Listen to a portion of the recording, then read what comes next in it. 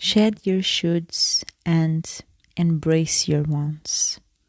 Embrace what your soul wants, what your higher self wants, rather than listening to your ego and live a sad, miserable, and unfulfilled life, full of anxiety and stress, and without any real overall satisfaction. Here's what we're going to discuss on the podcast today. So if you want to know how to feel comfortable and confident in your own choices and desires, stick around.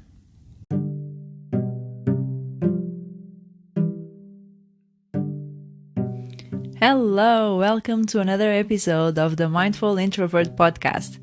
This is a podcast where you can get inspired and have a better understanding of your unconscious programs that run your life without you realizing. And by bringing them to light, you can heal and grow into an aligned and fulfilling life. I'm Jo from mindfulintrovert.com, an inner peace and abundance coach, and my purpose is to help you slow down, look inwards, and create a more peaceful life by learning to trust your intuition and exploring your spirituality at a soul level. And if you are fully committed to your growth, I have a special gift for you. Simply stay until the end to learn how you can have your very own free inner peace and abundance hypnosis delivered to your inbox and start reaping the benefits of a relaxed and peaceful life. For now, let's get on with the episode.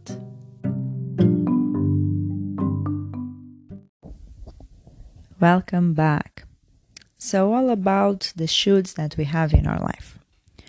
All of these shoulds, maybe stuff like, oh, maybe I should go to the gym, or maybe I should start a diet on next Monday, or maybe I should look for my ideal partner, or maybe I should have kids, or maybe I should not have kids, or maybe I should go to uni, or maybe this and maybe that, maybe I should quit my job. This is a lot of shoulds that we have in our life conditioning us. And all of these rules that we have for ourselves, some of them are really good. Some of them give us the routine, give us this consistency and the way that we feel certain and secure and just safe, overall safe in our lives and comfortable. And that can be very good for our normal functioning. But the problem with shoulds is that when we put extra pressure and unnecessary pressure on top of all the things that we have going on in our life. And so this is based off, I would say, okay, this is my opinion, on fear, a lot of fear that we have, that we are inadequate, or that people can judge us. So that's why we need to do all these things that sometimes we don't want to be doing, but we feel like we should. So this is very a red flag for you. Whenever you hear yourself say should or think should, ask yourself, is this my rule? Did I create this for myself? Or is this passed on from my parents, my family, my friends, my teachers, any caregivers? Was this really made up by me, or is this someone else's? And if this is someone else's, that's fine, which is how we learn everything, right? We are not born with all the knowledge in the world. We learned it from older people. So if it is from other people, do we accept it? Do we want to continue living by this rule, living by this value, living by this belief system? Is it serving us in any way?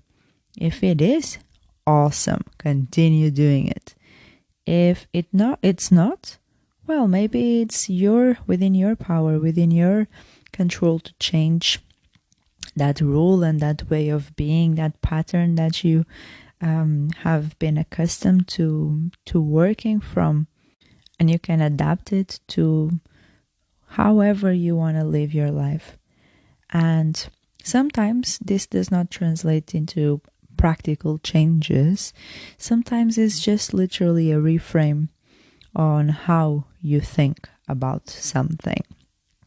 Other times, yes, completely change the rules. So what I would say is really, really pay attention to the language that you use to think, what you're saying, oh, I should be doing this or I should be doing that. And maybe even write down a list of all the rules that you think society has for you, your parents have for you, that you have for yourself. And maybe have a little introspection.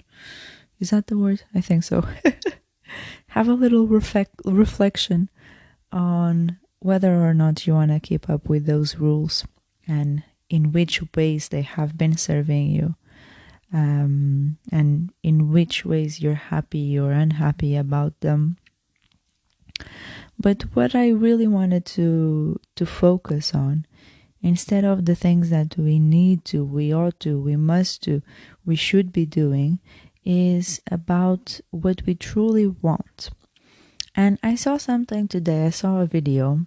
It was a really interesting video on YouTube actually, saying it was like self-care tips that are actually worse, making you worse rather than feeling better, than having you feel better, something like that.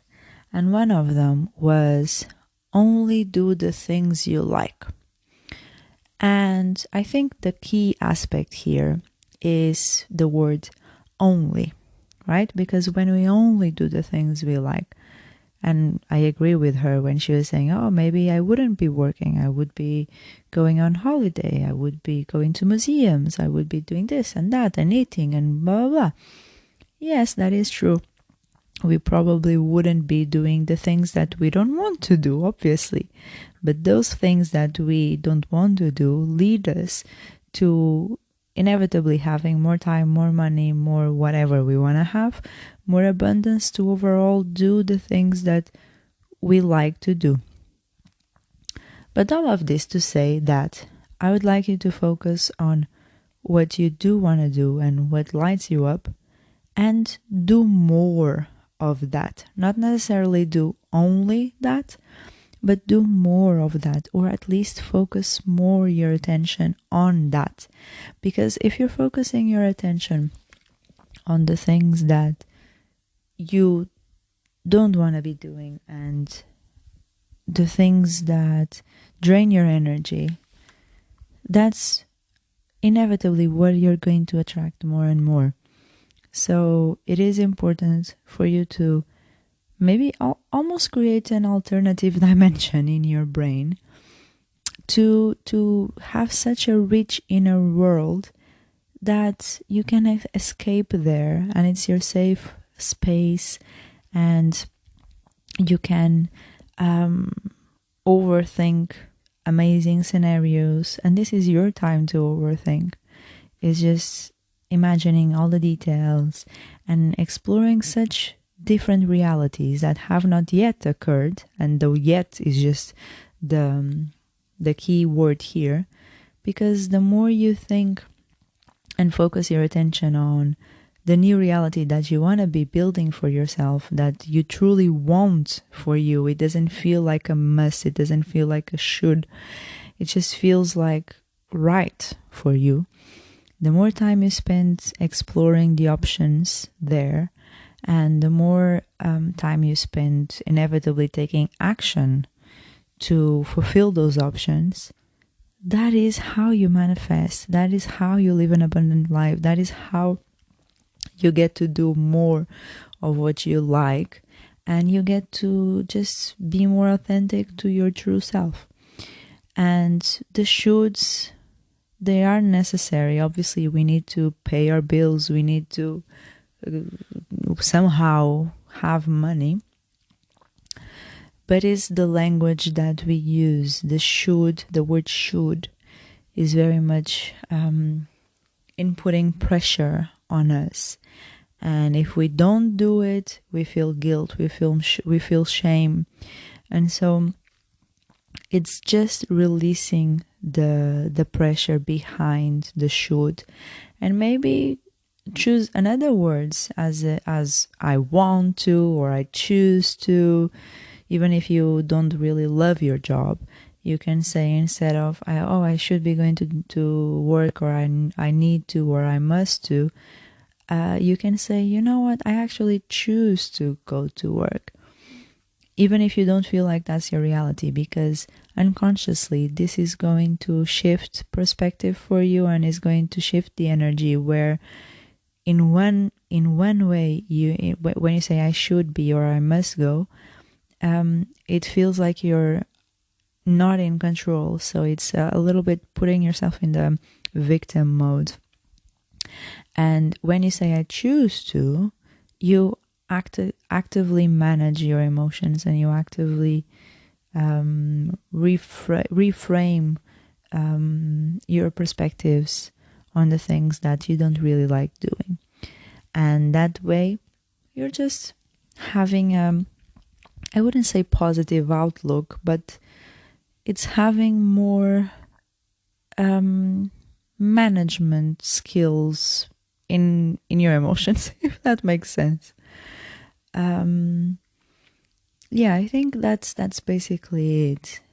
Focus more your attention and your energy on the things that you do want, because we know what we don't like. We know what we do not want.